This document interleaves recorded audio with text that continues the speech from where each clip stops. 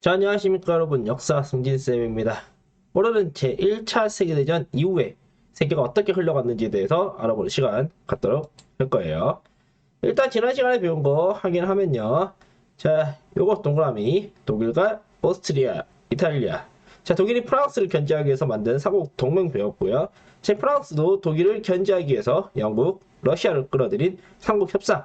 자, 식민지 징탈전으로 인한 동맹이 첫 번째 배경이다 배웠고요. 두 번째가 민족주의였죠. 여기 이 지역은 슬라브 지역인데 게르만 지역인 오스트리아가 차지했고, 그래서 열받은 세르비아 청년이 오스트리아 황태자를 쏴 죽이는 사라예보 사건 배웠고요. 그래서 전쟁이 시작되고 장기화되는데 중간에 요거 무제한 잠수함 작전으로 인해서 미국이 참전했다는 거 배웠고, 자, 그렇지만 우리가 아는 것과 다르게 사실 바로 독일이 항복한 건 아니고요. 러시아가 먼저 항복을 합니다. 그래서 여러분들 오해하면 안 되는데요. 삼국 협상 대 삼국 동맹이라고 해서 러시아는 승전국을 많이 오해하는데 러시아 승전국 아니에요. 좀 이따 더 자세히 설명하도록 하겠습니다. 자, 독일이 항복해서 이 전쟁 끝났다는 거, 미국의 압도적 물량, 그리고 독일이 점점점 내부적으로 전쟁하기 힘든 상황, 그래서 독일이 항복했다. 1918년 11월 11일 전쟁이 끝났다라는 거 배웠고요. 자, 특징, 자, 참호전, 참호를 깨기 위한 각종 무기들, 대표적 탱크, 식민지들까지 동원했다는 거 배웠습니다. 자, 그러면 오늘 1차 대전 이후 전 세계 베르사유 체제가 무엇인지, 민주주의는 어떻게 확산됐는지, 미국과 일본이 성장했다는 것 무엇인지 다 확인해 보도록 합시다. 자, 전쟁이 끝났으니까 이 전쟁 문제 가지고 처리를 해야겠죠. 프랑스에 모여서 파리 강화회의를 개최합니다. 이때 원칙은 미국 윌슨 대통령이 제안한 14개 조안이고요. 자, 당연히 여기서 제일 유명한 거, 우리나라에서는 요거죠. 민족 자결주의. 한국 사하고 연결시켜 볼까요? 민족 자결주의가 주창돼서 우리나라에서 일어난 운동, 3.1 운동이 있었고요. 자, 그 외에도 이제 비밀 예교를 금지해라, 국제기구 창설하자, 이런 게 있었는데 실제로는 제대로 안 지켜졌어요. 승전국의 이익만 중시했고요. 비밀 예교 금지는 개뿔 다 밀실에서 이루어졌고요. 자, 패전국에게 신직지에게만 민족 자결주의가 적용되었기 때문에 당시 일본은 영일 동맹에 의해서 1차 대전 참전했죠. 영국은 이겼죠. 따라서 일본도 승전국. 그래서 우리는 민족 자결주의 영향 못 받았다는 거. 그렇지만은 어쨌든 민족 자결주의 덕분에 기억나죠? 요거 우린 3.1 운동을 개최했다는 거. 그래서 우리나라가 이 민족 자결주의 한국사에도 굉장히 유명하지 않습니까? 여러분들 수행평가에서 열심히 적었죠. 한국사 시간에 이것도 보여줬죠? 파리강화회의 누구 파견했다고 했어? 신한청년당 김규식. 자, 넘어갑니다. 회의해서 이제 조약도 체결해야겠죠? 여러분, 패전국들, 즉 동맹국들과 각각 조약을 체결했어요. 그래서 조약 이름이 되게 많습니다. 근데 쌤도 각각 이름을 다 외우지 못했고요. 독일하고 맺은 가장 유명한 조약, 베르사유 조약만 보도록 할게요. 자, 독일은 해외에서 얻은 모든 식민지를 토해내라. 독일은 네 땅도 심지어 토해내라. 독일은 군대 줄여라. 육군은 10만 명. 잠수함 비행기 가지지 마라. 그리고 돈도 내놔라.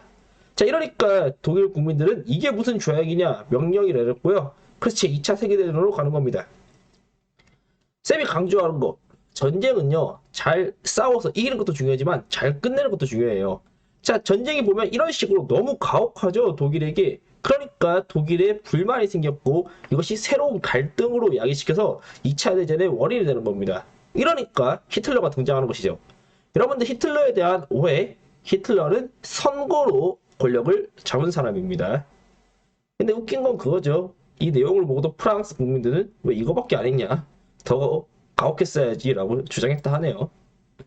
자, 아까 보면은 영토를 토한다, 다시 내놔라 했었죠.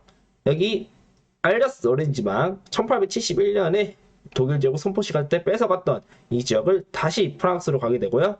그래서 지금 이 알자스 오렌지망은요, 지금도 프랑스 땅입니다. 우리 교과서에 이거 묘사되어 있는 거 잘 나와 있죠. 이게 독일이겠죠. 물고 있는 독일, 베르사유 조약에 불만 가진 독일을 볼 수 있습니다. 자, 아까 윌슨의 14개 조안에 국제기구 창설이 있었죠. 그래서 그 명목으로 국제연맹이 만들어집니다. 자, 그렇지만 이 국제연맹은요, 나는 분쟁 조절을 하기로 했는데 한계가 뚜렷한 게 일단 미국 윌슨 대통령이 하지 않고선 미국이 참전하지 않았어요. 왜냐? 당시 상원은요, 원로주의, 즉 고립주의에 입각해가지고 우리가 여기 왜 끼냐?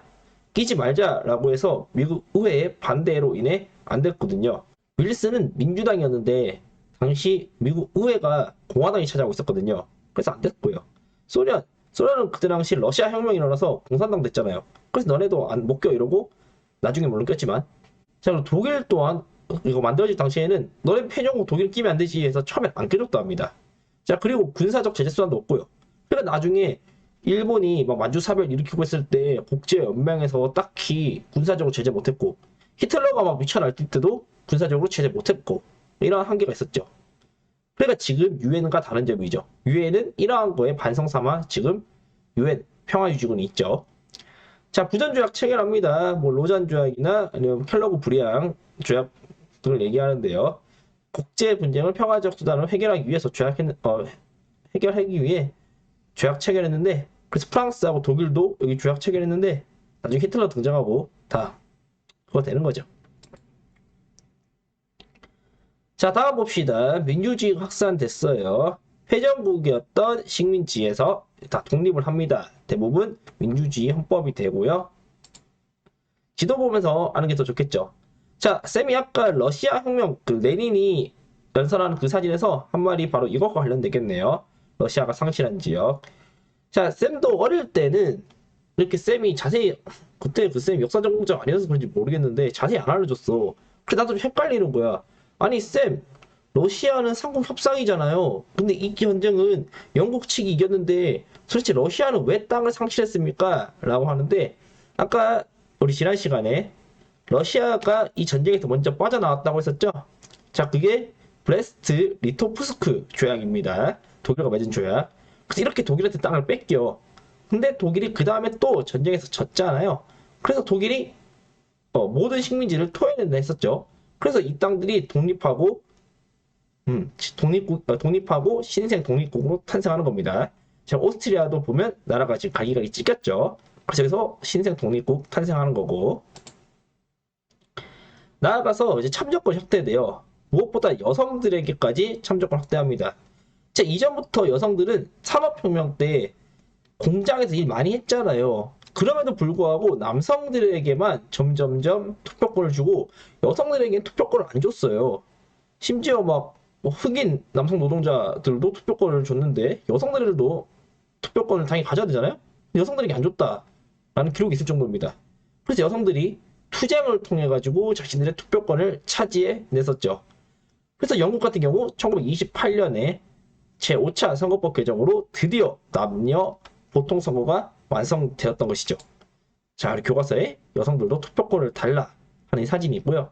자, 영화 같은 경우 2015년에 만들어진 서프라이제트, 이거 보면은 아주 여성의 참정권에 대한 역사가 잘 나와 있습니다. 자, 마지막 볼게요. 미국과 일본이 성장합니다. 우리가 제1차 세계대전에 세계 많은 나라가 참전했기 때문에 세계대전이라 하지만 막상 전쟁을 한 중심지는 결국 유럽이죠. 그래서 유럽의 피해는 굉장히 심해요. 자, 그러나 상대적으로 미국과 일본은 피해가 적었고요. 나아가서 미국 같은 경우에는 당시 영국에게 무기를 굉장히 많이 팔았잖아요. 그래서 경제가 더 올라갑니다. 그래서 국제사회 영향도 올라가고, 무엇보다 파리 강화 회의도 보면 윌슨의 14개 조안을 기준으로 한 것이죠. 잘 나와 있네요. 미국의 성장, 이런 것들, 네, 잘 나와 있었죠. 자, 그래서 이때부터 세계의 패권 국가가 영국에서 미국으로 이동한다라고 보면 되겠고요. 자, 일본 같은 경우 이때 전쟁 처음 일어났을 때 영일 동맹에 근거해서 아시아 태평양 지역에 있는 독일 지역을 쳐들어갑니다. 그리고 그 지역 이권을 차지하게 되고요. 나아가서 파리 강화 회의에 승전국 자격으로 참석하게 돼요. 자, 근데 이 지역 중국에 대한 독일의 이권 쌍둥반도가 되겠죠? 여러분들 광고 있잖아요. 양꼬치 엔칭따오. 자, 그 지역이 독일 거예요, 그때. 근데 일본이 이 지역을 달라 하고 중국 정부가 오케이 합니다. 자, 이것이 중국 오사 운동의 계기가 되겠고요. 자, 나아가서 이렇게 일본이 이제 성장하니까 서양 열강이 일본을 견제하겠죠. 대표적으로 워싱턴 회의가 있어요. 자, 이런 것들에 대해서 일본이 이제 국제사회 견제에 대해서 좀 심기가 이제 불편해지겠죠. 그리고 그 후에 일본 군부가 권력을 잡게 되고 이제 만주사변 일으키니까 국제연맹에서도 뭐라 하고, 근데 국제연맹은 군사적 제재선이 없었죠. 그래서 일본이 막 탈퇴하고 뭐 그렇게 해서 뭐 어떻게 뭐 하다가 2차 대전으로 간다라고 흐름을 보면 되겠습니다. 자, 오늘 이렇게 1차 대전 이후 세계에 대해서 배워봤어요. 자, 다음 시간에는요, 우리 이제 전쟁 중간에 러시아가 탈퇴했죠? 그 러시아 혁명에 대해서 알아봐야 되는데, 그 전에 러시아의 역사를 알기 위해서 1850년대쯤, 즉 19세기 중반 러시아 근대화가 어떻게 되었는지 학습부터 하고, 그 다음에 러시아 혁명 영상 업로드 시키도록 하겠습니다. 자, 그러면 이번 영상은 여기까지 하도록 할게요. 여러분들 수고했습니다.